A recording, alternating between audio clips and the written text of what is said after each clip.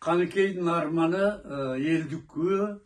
Муну өзүмдүн кесиптешим Кыргыз драма театрында 10 жылдан чогуу иштешкен Эке Мухамбетов айкебизден үйрөнгөнбүз. Ал ушундай мыкты адам эле, мыкты комузчу болчу, мыкты ырчы болчу, мыкты оончу эле, мыкты күүлөрдү өзүн чыгарганда күүлөрү бар эле. Ал киши экөөбүз чогуу жүргөндө таекежейин деп койчу. Баягы тамашалап ошо боюнча элдин айтчысынын таекежейин боюнча калдык. Бирок эми анын көп сонун нерселери эсимде калды. Эмесе Каныкейдин арманы.